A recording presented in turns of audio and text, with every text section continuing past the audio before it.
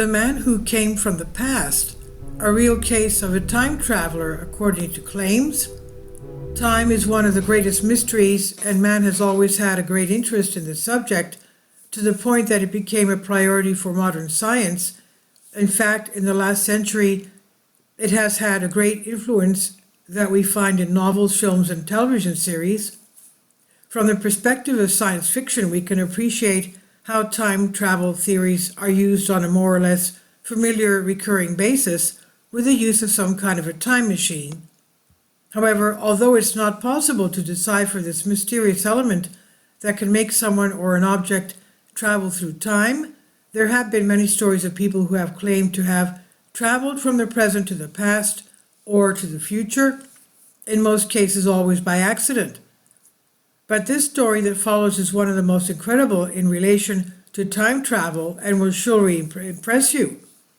This case concerns a subject that appeared in the city of Kiev, Ukraine, on Sunday, April 23rd, 2006. People walking on the street noticed a guy looking around. He seemed lost. He seemed disoriented and suspicious, so the witnesses immediately reported it to the authorities. The police picked him up, and at first they thought he was just a tourist who got lost in the country. When the police asked him what he was looking for, this guy mentioned the name of a street that no longer existed.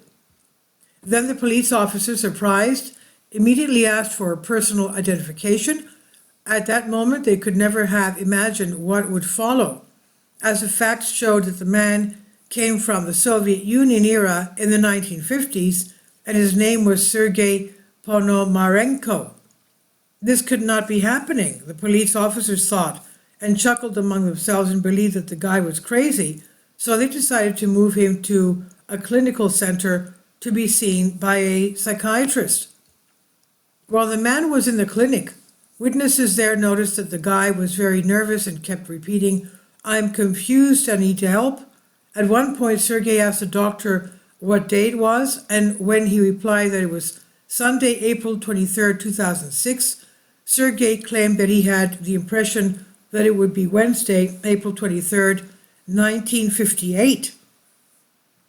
The psychologist who attended him said that Sergei only had a disorientation disorder and that it was something relatively common all over the world, and said that these symptoms could be caused by some unresolved childhood trauma. But the strange thing was that Sergei managed to give very accurate information about the date and place of his birth.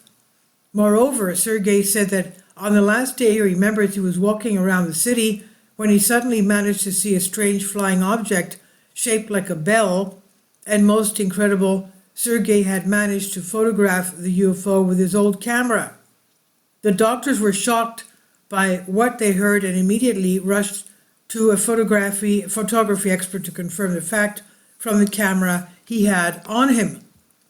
The photography expert was very surprised to see the type of cylinder used in the camera and said that it had stopped being manufactured in the 1970s and that he could not understand how it ended up in his hands, especially without all the evidence that indicates its age, given that such reels did not last more than 20 years due to the chemicals with which they were manufactured. When the photos appeared, they were able to confirm that they all concerned the city of Kiev, but for the 1950s, among which they could identify a woman, but even Sergei himself in the same clothes he wore in 2006. But the most amazing image was the one where they could see the unknown flying object that was shaped like a bell. As Sergei said, finally, Sergei suddenly disappeared from the room he had been assigned until his case was resolved. No security camera was able to capture the moment Sergei escaped, so both his appearance and disappearance remain a complete mystery. Very strange indeed. Please leave your comments and thank you for your support. Please support my Patreon account. The daily posts are 5 videos daily, and they are totally different from what I have on my YouTube channel.